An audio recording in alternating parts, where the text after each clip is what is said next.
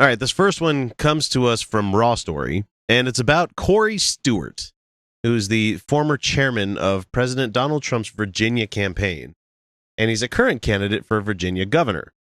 Well, he lashed out recently. I mean, just like all these guys seem to be doing, after learning that New Orleans had removed a monument dedicated to the Confederacy, which is great because I applaud them bringing it down. Put it in a museum or something like that, but it doesn't deserve fucking public display. You know, it doesn't need to. Absolutely. Like, don't remove it from our history. Like, we don't want to ever forget. Yeah, we don't want to forget that half the country were fucking dickbags who wanted to own people. Because of money. Money. You know? Fucking thing. It's ruining the goddamn country. All right, so he's really pissed off about it, and he said that the removal of the monument, this comes from Right Wing Watch, their quotes that they have here, was akin to a victory for the Islamic State. What? Despite the fact that its removal had absolutely nothing to do with religion. And he said on his Twitter, he said, "It appears ISIS has won. They are tearing down historical monuments in New Orleans now, too. It must end." I don't know if he's possibly talking to like the Taliban destroying statues and ISIS blowing up like ancient ruins and stuff like that. No, I think you're thinking too deep into this. It's not the same thing. I think you are thinking more about this than he did. I think that he just thinks that brown people are scary. It's all their fault. I think that's as far as he really gets. All of them uppity folk. Brown people scary. All right, so the monument that was destroyed recently, well, not destroyed. Fuck, I'm buying into his rhetoric. Fuck. See how easy it is, folks? It's that easy to have that shit twisted in your head. Anyway, the monument in question is the Liberty Monument, which was erected in 1891 to commemorate an uprising by a white supremacist paramilitary organization in 1874. So it is a monument to white supremacy in New Orleans. And I don't know if any of you folks have ever been to New Orleans, but mostly not white. Yeah. I mean, even there's even folk down there if they're considered, I'm thinking like white, you know, there's not very many of those. There's a shitload of Cajun folk down there, which is essentially French.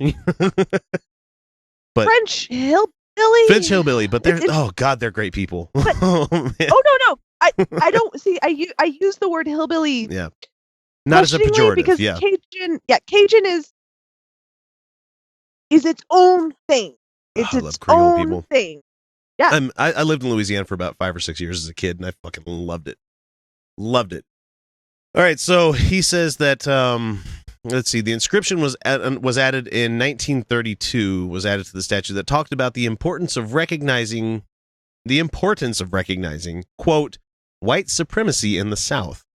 And they covered they covered it over in 1993, thankfully, because fuck, that's a terrible thing to just have out there on display. You know, see how important white folk are. 93, not that long ago. No, but that was the year my sister was born. My little sister.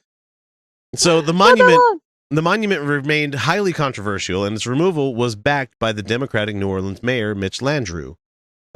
Stewart's defense of the monument is far from the only remark that he's made while running for governor this year. In February, he drew fire for calling former RNC Ed Gillespie a Cuckservative.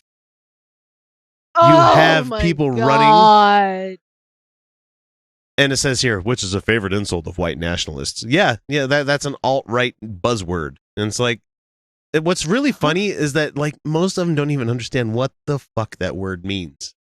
No, I don't think he understands that it comes from cuck porn. Yeah, and I don't think he knows. And it's like, are you trying to kink shame somebody when you call them that, or are you just trying to say they're not man enough? And it's like, and even then, that's even problematic because it's like, what is this, like 1832, where you know you slap somebody in the face with a fucking leather glove and be like, you have offended me, sir. You know, it's like fragile sensibilities. I don't know if that's what they want. I don't know. I don't know what they want. I don't know what they want. Like, that's the thing. Cuckservative. And this guy's running for governor of Virginia. It's fucked up. All right, so he's also slammed Republicans in his own state who abandoned him because of his defense of the Confederacy and referred to them as nervous Nellies. You go from Cuckservative to nervous Nelly. And he was fired by the Trump campaign last year after he organized a pro-Trump demonstration outside the RNC that called out both then RNC chief Reince Priebus and House Majority Leader Paul Ryan. I don't know why. I probably need to read into that one a little bit more, but yeah, we have a removal of a... because the Republican Party wasn't backing him for a while, remember? Yeah, but it was it was the Trump campaign that fired him, though, for doing that. You think they would praise him for it?